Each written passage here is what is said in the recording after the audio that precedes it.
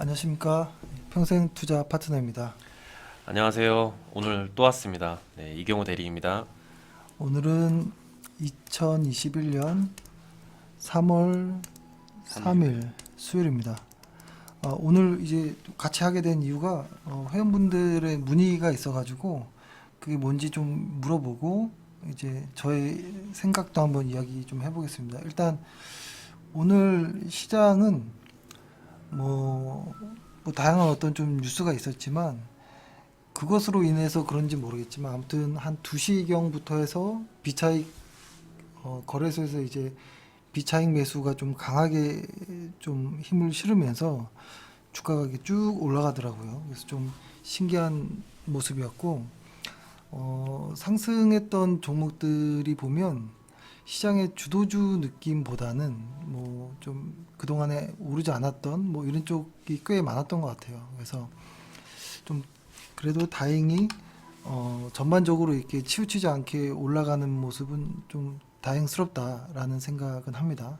그렇지만 아직까지도 코스피는 이 3000이라는 포인트랑 3150이라는 여기를 일단 뭐 추세가 뭐 만들어진 건 아니거든요. 이 안에 아직 갇혀 있기 때문에 이게 위로 갈지 아래로 갈지는 사실 알 수 없는 부분이 좀 있습니다. 그리고 예전에 한번 말씀드렸던 것처럼 일단 그 볼리저 밴드 120 상단선 요 안으로 들어올 때는 조금 조심할 필요가 있다라는 말씀을 드렸던 것처럼 지금은 뭐 그렇게 마음 편하게 무언가를 이렇게 확 하고 이럴 건 아니고 조금 시간을 좀 보내야 되는, 그래서 실적들을 좀 확인해야 되는 뭐 이런 구간이지 않을까라는 생각을 합니다. 예, 일단 오늘은 간략한 짧은 시간은 이렇게 하고요. 오늘 뭐 혹시 문의가 뭐 있었나요? 네, 안 그래도 이제 어제는 궁금하다고 하신 분들이 많이 없어가지고 좀 오늘은 통화를 하면서 좀 여쭤봤습니다. 그래서 요즘 어떻게 하시고 뭐 좀 궁금한 게 조금 뭐가 있으시냐라고 이제 말씀을 드렸더니 일단 어차피 주식도 자산의 일부잖아요. 근데 이제 주식의 어떤 종목의 궁금함보다는 전체적인 어떤 자산 배분에 대한 고민이 조금 있으시더라고요. 그러니까 뭐 어디서는 뭐 채권 금리 뭐 오일 뭐 등등 뭐 금 등등 뭐 여러 가지의 자산 배분을 해서 뭐 해야 된다. 그래서 욕심 같아서는 본인도 이제 뭐 이렇게 하고 싶다고 말씀은 해주시는데 현실적으로 그게 쉽지 않잖아요. 그래서 우리 같은 어떤 일반인들 같은 경우에는 어떻게 자산 배분을 해야 조금 마음 편하고 쉽게 관리할 수 있는지에 대한 고민이 조금 있으시다고 하시더라고요. 사실 뭐 그 이야기를 듣고 한 건 아닌데 그 어떻게 카페에다가 우연찮게 쓰게 됐는데 그런 질문이 있었거든요. 그래서 요거를 조금 설명을 좀 해보려고 하는데요.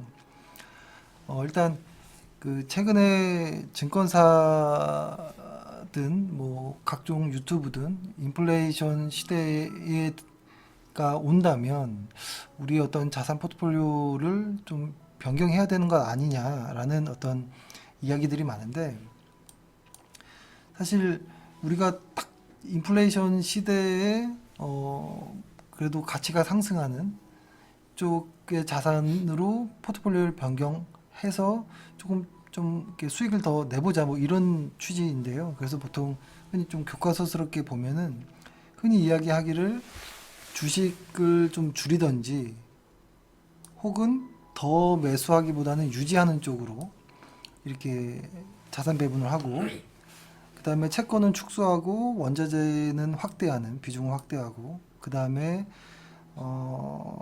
물가 연동 국채의 비중을 좀 확대하는 뭐 이런 이야기들을 많이 하는데 사실 이러한 것들을 보면 현금 이야기가 없거든요. 이게 왜 그러냐면 이거는 이제 어느 정도 증권사의 논리가 좀 반영된 것이기 때문에 그래서 뭐라고 써놨냐면 차라리 이렇게 복잡한 우리가 뭐 아주 거대한 자산을 가지고 있는 헤지펀드 매니저들이 아니기 때문에 큰 운용사의 매니저들이 아니기 때문에 우리 일반적인 개인 투자자들은 이렇게 복잡한 어떤 포트폴리오를 사실 따라 할 수도 없고 그리고 실제로 인플레이션 시대가 언제 올지 그리고 언제 끝나는지 이런 걸 모르기 때문에 계속 그 뒤로 따라가는 경우들이 있을 거거든요. 그러면 이제 엇박자가 날 수도 있고 그래서 어, 그러니까 이런 거죠. 이것 말고 차라리 주식과 현금 5대 5로 리밸런싱을 하는 것이 오히려 우리가 실제로 할 수 있고 실행 가능한 방법 중에 하나가 아닌가. 그리고 그 방법은 검증된 부분인 것이고, 그리고 매우 쉽기 때문에 그런 방법으로 자산 배분을 하는 것이 즉 증권사의 논리대로 어렵게 하는 것보다는 훨씬 더 안전하지 않을까 이런 생각을 하고요. 그것에 대한 오늘 보니까 홍준욱 박사의 간단한 이런 소개 영상이 있더라고요. 그래서 이거를 보면 한 번에 이해가 되실 것이고 여기 보면 뭐 셰넌의 도깨비 이론이라든지 이렇게 좀 자세하게 나왔거든요. 이것들을 보면 아마 좀 쉽게 이해가 되실 거라고 좀 봅니다. 그래서 아무튼 근데 핵심은 이건 것 같아요. 인플레이션이 올 거라는 어떤 예측이죠. 예상. 그 예상을 가지고 자산을 배분했을 때 실제로 좋은 수익이 나올 거라는 그 예상이거든요. 그 예상의 값은 확률이 상당히 떨어집니다. 그렇기 때문에 셔넌의 도깨비도 그렇고 뭐 주식과 현금의 어떤 그 리밸런싱도 그렇고 핵심은 쌀 때 사서 비쌀 때 판다라는 게 핵심이거든요. 그래서 주식도 좋은 회사를 싸게 사서 비싸게 팔고 그것과 더불어 현금까지 같이 리밸런싱을 해준다면 여기 이렇게 아래 나와 있는 것처럼 상당한 좀 안정적인 수익률을 좀 기대할 수 있거든요. 그래서 그렇기 때문에 복잡한 거 말고 실제 할 수 있는 것 그리고 큰 자산가가 하는 게 아니라 우리 같은 일반 개인 투자자들이 할 수 있는 것들을 좀 연구해 보시는 게 어떨까라는 생각을 합니다. 아, 네, 감사합니다. 정리를 너무 잘해 주셔가지고 제가 마지막에 한 번 더 정리를 하려고 이제 생각을 하고 있었는데 마지막에 정리를 너무 잘해 주셔가지고 뭐 제가 더 이상 정리를 할 필요는 없을 것 같고요. 그러니까 안 그래도 또 이제 질문이 요 아래쪽에 보면은 안 그래도 지금 요 그래프가 나와서 이제 갑자기 질문이 생각났는데요. 이것도 이제 고객분이 오늘 통화하면서 여쭤보시더라고요. 그러니까 미국 만약에 뭐 10년 만기 이제 채권을 샀을 때 그러니까 샀는데 계속 떨어진다. 혹시 떨어지는 게 이제 너무 두렵다라고 이제 말씀을 하시더라고요. 그래서 채권을 샀을 때 그냥 갖고 있으면은 뭐 장기적으로 상승을 하냐? 라는 어떤 그런 질문을 해주시더라고요. 그래서 그런 거에 대해서는 또 어떻게 하는 게 괜찮을지 말씀 한번 부탁드립니다. 일단 이게 그때 맨 처음에 이야기했을 때 미국 국채 요 파란색 선 있죠? 미국 국채와 한국 주식이 선택했던 이유가 미국 국채를 투자하기 위한 것이 아니고 한국의 그 주식을 안정적으로 하기 위해서 이것과 상관계수가 큰 자산이 뭔가라고 했더니 미국의 국채였던 거거든요. 그 미국의 10년물 국채인데 요 자산으로 이렇게 리밸런싱을 하면서 장기적으로 끌고 가는 것이 한국 주식을 안전하게 할 수 있는 방법이었거든요. 왜 한국 주식, 그러니까 미국 같은 경우에는 그냥 S&P 500만 이렇게 인덱스로 담아서 쭉 가는 것도 괜찮다라고 봅니다. 근데 이제 한국 주식을 할 때는 꼭 이런 어떤 뭐라고 할까요? 리밸런싱 할 수 있는 그런 자산을 같이 넣는 이유가 한국 주식은 미국과 좀 다르게 변동성이 상당히 큽니다. 그러니까 미국 주식이 이렇게 간다면 한국 주식은 이렇게 올라가거든요. 이렇게 변동성이 커지기 때문에 이런 구간에서 리밸런싱을 한다거나 채권과 같이 같은 자산을 혼합했을 때 상당히 괜찮은 수익률이 나옵니다. 그렇기 때문에 일단 미국채라는 것을 이야기 드린 것이고, 근데 이 미국채라는 것이 많은 이야기가 나오는 거는 맞는 것 같아요. 이제 채권의 시대는 끝난 것 아닌가 이런 이야기가 나오긴 하는데 이게 실질적인 대안을 찾는 거예요. 그러니까 채권을 하기 위해서 하는 게 아니고 주식을 안전하게 하기 위해서 현금을 넣느냐 혹은 채권을 넣느냐의 싸움인 거거든요. 그러니까 주식을 하기 위한 게 메인인 거예요. 이 채권과 현금을 투자하려는 게 메인이 아니고, 그렇죠? 그러니까 이 주식을 안전하게 하기 위해서 현금과 채권이라는 것을 어쩔 수 없이 고민해야 된다라는 것이고,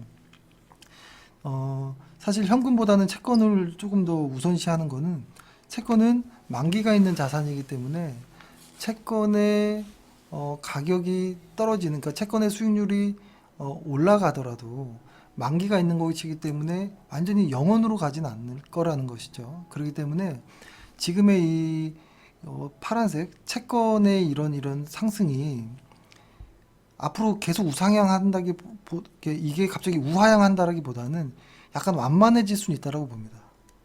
하지만 주식과 같이 장기적으로 우상향한다면 충분히 리밸런싱 할 때 효과는 있을 것이라고 생각이 들고, 또 하나는 아주 오랜 시간을 이렇게 본다면 채권이 이렇게 뭐 계속 이렇게 안 좋은 구간만 있는 건 아니거든요. 계속 이런 구간이 있으면 오르는 구간도 반드시 생기기 마련입니다. 수급의 요인도 있고 여러 가지가 있기 때문에. 그래서 이렇게 채권의 가격이 떨어질 때 그러니까 이거를 리밸런싱이라는 것을 일단은 적립식으로 꾸준하게 했을 때를 가정하는 거거든요. 그랬을 때 이렇게 이게 떨어질 때, 채권이 가격이 떨어질 때 적립식으로 사놓지 않으면 나중에 이게 올라갈 때 수익 날 게 없거든요. 그리고 이렇게 채권이 떨어질 때 적립식으로 사놓지 않으면 할 게 없다라는 것이거든요. 수익이 날 게 없다. 그래서 이거는 이제 주식과 같은 개념으로 접근하시면 안 될 것 같아요. 주식처럼 추세 매매하듯이 떨어지면 안 사고 있다가 추세가 만들어지고 탁 돌파할 때 산다, 이런 개념으로 채권과 주식을 이렇게 리밸런싱하는 자산으로 활용하는 거는 처음부터 맞지 않고, 이거는 5년 10년 이상 꾸준하게 적립식으로 갈 사람들이 하는 것이다 라는 거죠. 그래서 만약에 내 자신이 5년 10년 이상 꾸준하게 주식과 채권을 이렇게 섞어서 리밸런싱 하면서 이렇게 할 것이 아니라면 시작을 잘못한 거일 수도 있습니다. 그리고 가장 우려하는 미국 채권에 대한 어떤 시대가 끝난 것 아닌가라는 것은, 사실 이 이야기는 한 10여 년 전부터 계속됐던 이야기이긴 합니다. 사실 금리가 뭐 10몇 프로 됐을 때 꺾일 때부터 이야기가 나왔던 거였거든요. 그리고 사실 좀 더 만약에 깊게 갈 필요는 없지만, 깊게 간다면 채권의 어떤 컨벡시티라는 구조가 있는데, 컨벡시티를 보면 채권이 뭐 예를 들어서 뭐 10%에서 5%까지 떨어지는 뭐 이런 경우들보다도 오히려 1에서 뭐 0.5로 떨어지는 이 작은 구간에서의 어떤 상승률이 상당히 커지거든요. 그렇기 때문에 만기가 있는 자산을 라는 생각과 장기 투자라는 생각으로 리밸런싱 한다라는 생각으로 좀 이렇게 좀 다른 주식 투자, 개별 주식 투자와 좀 다르게, 좀 다른 자산처럼 좀 이렇게 생각해야 될 것 같아요. 개별 주식과는 좀 다른 느낌으로. 예. 이게 조금 뭔가 설명을 좀 제가 깔끔하게 못한 것 같긴 한데요. 한번 이 영상을 보고 만약에 채권이라는 거 자산에 이 부담이 된다면, 사실 채권 투자를 시작한 지 얼마 되지 않았는데도 벌써 이런 어떤 의구심이 들 정도면 채권에 대해서 공부를 많이 하고 시작을 하는 게 좋고, 혹은 공부를 했는데도 안 되면 그냥 주식과 현금으로 리밸런싱 하는 것이 오히려 더 뭐 오랫동안 할 수 있는 방법이 아닐까라는 생각을 합니다. 네, 감사합니다. 그러니까 결과적으로는 이제 결국에는 이제 우리 일반인 투자자, 뭐 저희 같은 일반인 투자자 같은 경우에는 일단은 그래도 심플한 게 좋다. 심플해야 오래 할 수 있다라고 이해를 하면 좋을 것 같습니다. 그래서 일단은 오늘은 뭐 질문을 한 두 가지 정도만 이렇게 준비를 해봤고요. 대표님이 한번 마무리해 주시면. 네.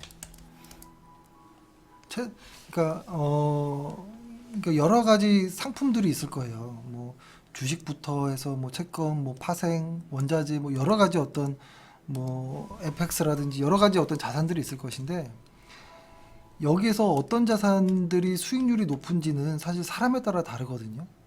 그렇기 때문에 최고의 어떤 수익률을 따라가는 게 아니고 내가 할 수 있는 자산에 투자하는 게 중요하다라는 생각을 합니다. 내가 할 수 있는 그릇이 돼야 되거든요. 무언가를 할 때.